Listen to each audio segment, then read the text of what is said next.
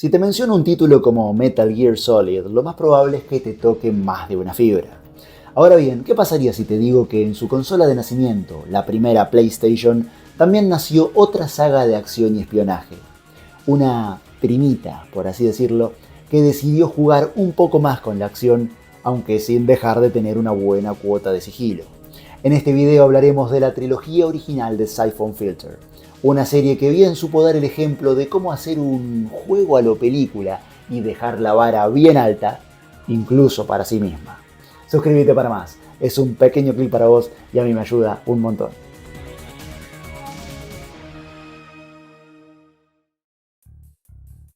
Hola gente, ¿cómo les va? 989 Studios. Perdón, pero tenía que decirlo antes de empezar, ya que cada que recuerdo esta saga, viene a mi mente esa hermosa animación del logo de la empresa en la que nació. Su historia es una de altibajos y vueltas, pero en resumidas cuentas diremos que, bajo varios nombres, han desarrollado y participado en decenas de juegos tanto de acción como de deportes. En su obra, y solo por nombrar algunos, encontramos títulos pertenecientes a Twisted Metal y Siphon Filter, del que hablaremos hoy, así como entregas deportivas de MLB, NBA y NFL. La propuesta de la saga es hacernos sentir dentro de una peli a los James Bond. Nuestro protagonista en esta ocasión se llama Gabriel Logan, Gabe para los amigos. Un habilidoso agente especial que es enviado a diversas partes del mundo a investigar sobre un poderoso virus biológico llamado Siphon Filter. Este virus tiene la capacidad de ser configurado para eliminar a voluntad a cualquier persona o grupo de personas según el código genético que se le asigne, así que contamos con una trama muy sólida desde el minuto 1, llamativa cuando menos. Ya una vez dentro del juego y de su historia, muy rápidamente nos encontraremos a merced de mucha acción, giros de guión, gráficos que exprimían al máximo lo que el procesador de la Play 1 podía dar, música extremadamente inmersiva y controles sumamente instintivos. Y digo bien, instintivos, porque estos juegos pondrán a prueba tu poder de reacción en cada momento que el sigilo se rompa o esté por romperse, ya que algunas misiones serán de acción, pero gran parte del juego te dará la posibilidad de moverte con sigilo, aún en momentos en los que ya hayas sido descubierto, lo que aumentará aún más la tensión. Ya desde el vamos contaremos con un minimapa que nos muestra no solo nuestra posición, sino también la de nuestros enemigos, y recién luego de verlos o escucharlos cuando disparan, lo que añade una capa más de realismo. También podemos pausar el juego y apreciar el mapa completo y buscar en él los puntos donde nos marcan nuestras misiones a cumplir. Aunque no todas, ya que algunas requerirán investigación previa por nuestra parte y otras serán agregadas y modificadas sobre la marcha a medida que descubramos cosas que ni siquiera sabíamos que pasarían. Pasando al apartado audiovisual, este logra en buena medida ese efecto de película. Podemos notar la influencia de obras fílmicas de la época hacia finales de los 90 como GoldenEye, Misión Imposible y Arma Mortal. Los niveles, o misiones como están diagramadas en este caso, están diseñados con estas influencias en vista. Ya desde la intro podemos notar que contaremos con una gran cantidad de voice acting excelentemente hecha, la cual nos acompañará durante todo el juego. Pasaremos por entornos muy conocidos del cine de acción como ciudades, laboratorios, montañas y hasta lugares más recónditos como catedrales, catacumbas y junglas. No solo eso, sino que, hablando de intros, cada misión tiene la suya. Y aunque nos darán algunas armas básicas para empezar, como una 9mm y un taser, más algunos objetos extra como una linterna, cada vez que cambiemos de locación, lo que nos da la pauta de que han transcurrido algunos días u horas y hemos pasado antes por la agencia, nuestro inventario se reiniciará y deberemos equiparnos nuevamente con armas enemigas y objetos especiales para esa misión, como rifles con visión nocturna y otros dispositivos ubicados en distintos sitios de esta nueva locación. Así que podemos estar seguros de que nos espera una historia en constante desarrollo y crecimiento. Cada misión en sí estará dividida en otras submisiones y muchas de estas contarán con varios parámetros que aumentarán aún más la dificultad, como asegurar la supervivencia de algún personaje o evitar ser descubierto. Empezamos el juego en medio de la ciudad y en pleno tiroteo entre ambos bandos para, ya metidos en el fuego cruzado, comenzar nuestra investigación. Poco a poco las cosas se irán saliendo de control y continuaremos nuestra búsqueda en la estación de subte. Aquí eventualmente una bomba explotará, obligándonos a resurgir de entre los escombros y salir de ahí para terminar en un gran parque en busca de nuestro primer objetivo.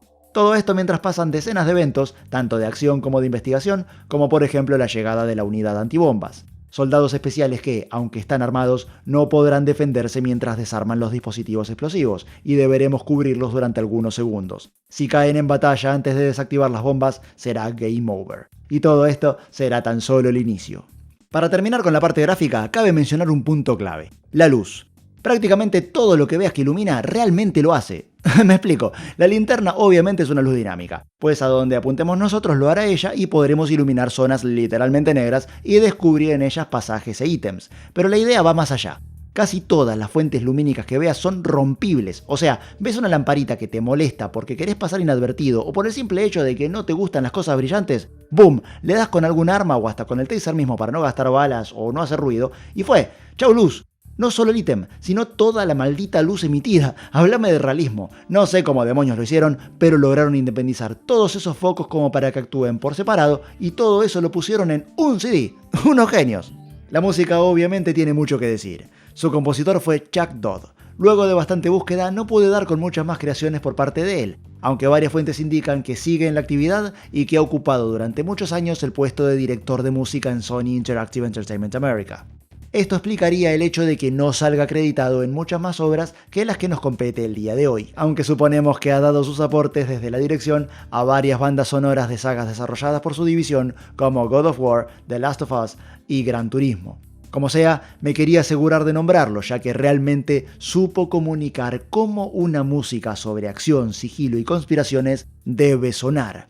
No solo es inmersiva a lo Misión Imposible o CSI, sino que es igualmente dinámica según si estamos tranquilos o pasamos a la acción por haber sido descubiertos. Efecto que también funciona a la inversa en cuanto neutralizamos a todos los elementos hostiles y volvemos a estar fuera de peligro o detección. En este sentido, tanto él como la gente de 989 Studios hicieron un excelente trabajo, puesto que no solo cada misión tiene su propio tema, aunque algunos pudieran tener similitudes entre sí, sino que todos cuentan con ambas variantes, la tranqui digamos, y la bardera para intercambiarse entre ellas según corresponda. Al pausar el juego tenemos un menú. Desde él no solo podemos acceder al mapa del que hablé recién, sino también repasar los objetivos y parámetros, volver a leer el briefing general que el juego nos mostró durante la pantalla de carga, lo cual sirve para conocer un poco mejor el contexto de la historia y su avance, checar nuestras armas con una breve descripción sobre ellas y, para terminar, opciones del juego como niveles de audio, brillo, etc. Pasando a la jugabilidad, para empezar tenemos una buena cantidad de movimientos básicos, tales como correr mientras disparamos, saltar pegados a un borde o a una barra, movernos lateralmente, caminar agachados para evitar ser escuchados y efectuar roles frontales para disminuir las chances de ser alcanzados por los ataques enemigos o meternos en lugares pequeños a la hora de infiltrarnos en algunos lugares. En cuanto al ataque, hay diversas formas de encarar a los enemigos. Primero tenemos la selección rápida de armas. Si mantenemos apretado Select veremos un menú flotante con todas nuestras armas y podemos usar L2 y R2 para seleccionar la que queramos al soltar Select. Este método nos evita ponernos a apretar Select repetidamente como locos hasta llegar al arma que queramos, con el riesgo de pasarnos que esto implica, o entrar al menú para hacerlo de una manera relajada pero más lenta y tosca. Ahora bien, al hablar del ataque en sí, tenemos dos formas. La primera es autoapuntar y disparar sin más. Muy cómodo, sí, pero no le haremos nada a quienes tengan chaleco antibalas, ya que automáticamente apuntaremos al pecho. Si bien podemos disparar hasta que se le gaste el chaleco, lo mejor para estos casos es el otro método, disparo en primera persona y apuntar a la cabeza. Lo copado de esta mecánica es que no solo podemos apuntar libremente, sino que los botones que sirven para agacharnos y movernos de costado continúan funcionales, lo que nos permite algo de movilidad de algunos centímetros para ajustar un poco el ángulo mientras seguimos a cubierto. Además, digamos que tenemos dos barras de vida, una real y una de armadura. La de armadura obviamente es una representación de cuánta durabilidad le queda al chaleco. La barra real prácticamente no dura nada, así que lo mejor es prestar atención a la de armadura. Si ven hay chalecos en algunos maletines que encontramos por ahí, también podemos quedarnos con los de los enemigos que lo poseen, pero solo si los eliminamos de una manera en la que el chaleco no sufra daños. Así que este método resulta doblemente más práctico. Párrafo aparte, te recomiendo tener cuidado con los explosivos. No solo consumirá completamente el chaleco de tu enemigo, sino que, bueno, no sos precisamente inmune a ellos tampoco. Pasando a la fluidez, se trata más bien de un juego bastante lineal.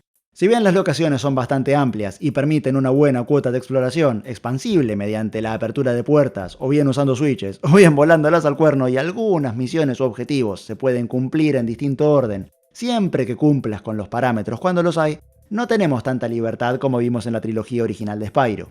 Aunque los objetivos se encuentran repartidos en el mapa y nos movemos entre ellos, no deja de haber un punto A en el que empezamos y un punto B en el que el campo cambia rotundamente al siguiente nivel, digamos, sin permitirnos rejugar zonas anteriores. Aunque, sinceramente, tampoco lo necesitaremos. El juego maneja una dificultad que, aunque es equilibrada y de curva de aprendizaje bastante intuitiva, también es muy empinada, ya que rápidamente te harán las cosas muy difíciles de la mano de enemigos infinitos, jefes, mini jefes y algunos soldados comunes, todos con chaleco, parámetros a mantener junto al cumplimiento de las misiones, caídas desde muy alto, objetivos temporizados, etc. Los juegos no son particularmente largos en sí, jugados sin errores y juntando la mayoría de las cosas, cada uno puede durar unas 4 horas, pero dada la dificultad tan creciente y empinada que comenté recién, podrás pasar hasta 1 hora entera solo para lograr superar algunas misiones la primera vez que las juegues. En este tipo de situaciones corremos el riesgo como jugadores de sentir cierta artificialidad en el largo del juego si es difícil injustificadamente. Como cuando jugamos en casa mirando esos programas de concurso de preguntas en plan ¿cuál de las siguientes 4 opciones es la correcta? Si lo que preguntan es el nombre de un objeto o quién dijo X frase, aprendes con la respuesta y la aceptás como una pregunta de valor. Pero si es una pregunta de mala calidad en plan ¿cuál es el resultado de la siguiente cuenta? Es un bodrio. Pues hayas respondido correctamente o no, rara vez en tu vida te servirá ese conocimiento ni siquiera como cultura general para decir en un asado con amigos. Cuando hablamos de juegos difíciles pasa lo mismo. Queremos que nos desafíen, sí, pero queremos sacar un valor con ello, una habilidad, algo con lo que decir ¡wow! Pensar que ayer no podía y ahora soy alto ninja. En este respecto, los juegos de Siphon Filter hacen un excelente trabajo. Algunas misiones pueden ser un gran dolor de cabeza, pero la historia es profunda y llevadera, con cada segundo expuesto a su trama querrás saber aún más, y con ese fin en mente, poco a poco irás dominando la situación hasta lograr completarlas. Y, como siempre, podemos estar seguros de que la dificultad no fue artificial cuando sentimos verdadera satisfacción al superar esos desafíos. Hasta aquí tenemos cubierto todo lo básico, pero aún me quedan algunos puntos. Para analizarlos mejor, abordaré muy rápidamente los 2 siguientes juegos de la trilogía. En Siphon Filter 2 pasamos de héroes a villanos. Sus eventos tienen lugar tan solo algunas horas después del final del primer juego. Para evitar mayores spoilers, solo te diré que a lo largo del juego anterior fuimos desenterrando algunas verdades acerca de la agencia para la que Gabe ha trabajado tan arduamente. El virus resulta ser una herramienta muy tentadora para varias fuerzas y el agente y su compañera Lian ahora son perseguidos por el gobierno y declarados enemigos públicos. En este juego, nuestra misión es buscar toda la información que podamos acerca de los verdaderos culpables promotores del virus Siphon Filter y limpiar nuestros nombres. Este juego trae consigo nuevas mecánicas y acciones, como caer en paracaídas, saltar vagones en un tren en movimiento y escabullirse por ventilas. También es un juego mucho más desafiante y difícil que dará por sentado que ya jugaste el juego anterior y que venís bien entrenado con sus bases. Anteriormente, tus contrincantes eran soldados del bando contrario sin demasiado entrenamiento a excepción de los jefes, pero esta vez no solo están mucho más entrenados, sino que directamente algunos son miembros de la misma agencia para la que trabajabas en el juego anterior, así que estarán habituados a tus tácticas. Tendrás que desplegar nuevos trucos y volver a demostrar por qué eras el mejor agente cuando aún pertenecías al grupo. Cada vez más retorcida y añadiendo nuevos ladrillos uno arriba del otro, la historia se intensifica con cada hora y con cada entrega, ya que las cosas no terminan aquí. Con suficiente data a su favor, en Siphon Filter 3, Gabe y Lian atestiguan en el Congreso ante un juez que aún los considera culpables. En este tercer juego ya podemos sentir la ausencia de 989 Studios como esencia, dado que todo el estudio fue reabsorbido por Sony Interactive y directamente el desarrollo estuvo a cargo de Bend Studio, antiguamente llamado Eidetic. Aquí tuve que hacer algo de investigación y casi me vuelvo loco por cómo ordenaron la repartija de departamentos en aquella época. Pero resulta que todo este tiempo fue Eidetic quien estuvo desarrollando los juegos de Siphon Filter, aunque bajo la supervisión de 989 Studios. Supervisión que prácticamente no existió durante el desarrollo del 3. Por eso la diferencia estética tan notable y pasamos de una narrativa lineal a una basada en flashbacks. Salvo por el cambio estético, que algunos preferirán y otros no tanto, no hay mayores mejoras tan palpables como lo fue saltar del 1 al 2. Sin embargo, son apreciables si prestamos atención a los enemigos que serán más inteligentes y al sigilo, que se volverá un elemento algo más protagónico de lo que venía siendo.